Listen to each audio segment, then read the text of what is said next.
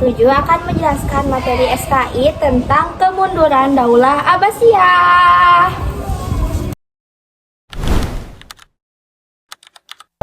Faktor eksternal yang pertama yaitu serangan bangsa Mongol.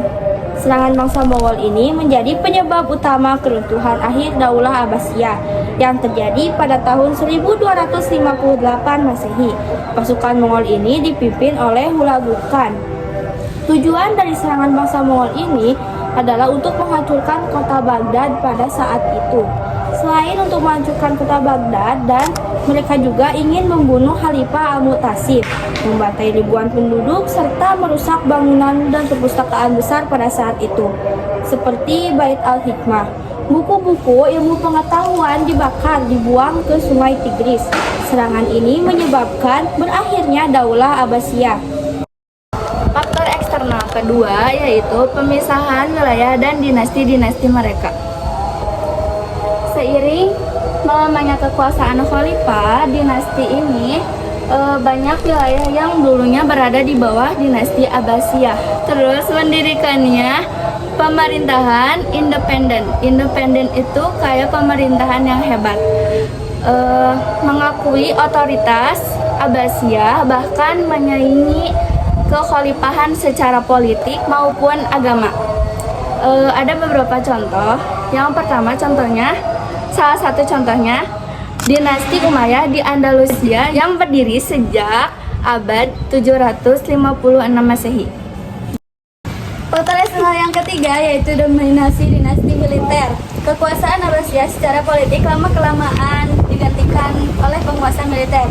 Salah satu contohnya adalah dinasti Seljuk yang memegang kendali atas pemerintahan, sementara Khalifah Abbasiyah hanya sebagai pengesah keputusan sultan. Hal ini membuat posisi khalifah lemah dan tergantung pada militer atau sultan yang berkuasa.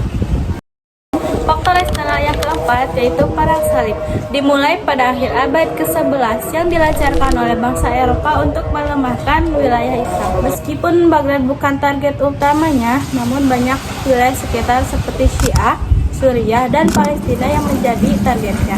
Konflik ini menyebabkan kehilangan banyak sumber daya, tenaga militer, dan kestabilan politik, termasuk pengaruh Daulah Abbasiyah.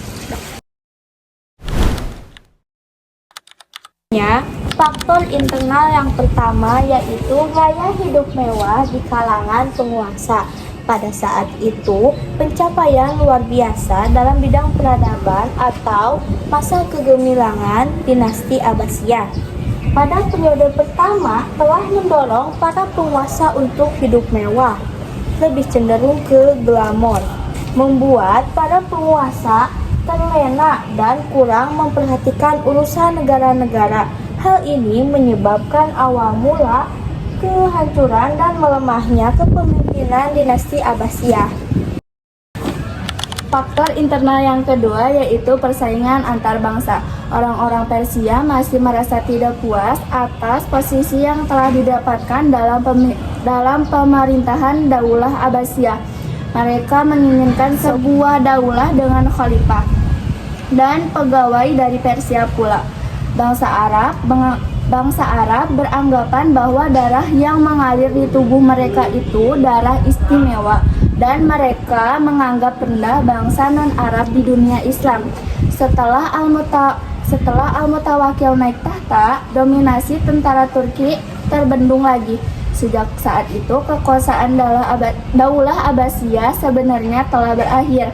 Kekuasaan berada di tangan orang-orang Turki.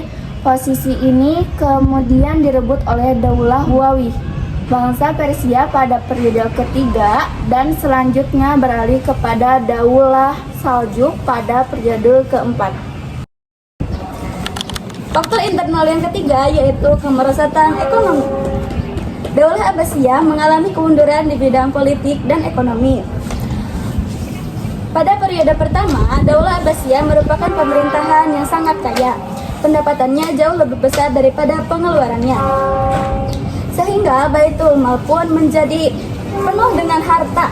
Setelah Daulah Abbasiyah mengalami kemunduran, pendapatan pun menurun, sementara pengeluaran meningkat lebih besar. Menurunnya pendapatan tersebut disebabkan oleh semakin menyempitnya wilayah kekuasaan. Banyaknya kerusuhan dalam negeri sehingga menyebabkan perekonomian rakyat semakin mengecil. Faktor internal yang keempat yaitu konflik keagamaan.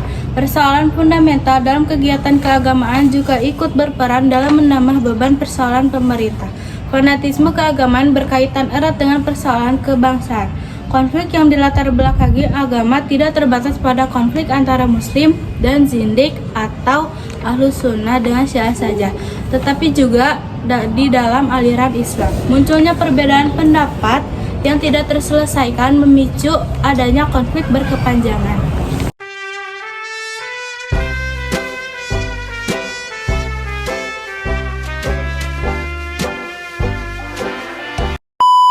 Assalamualaikum. Penguasa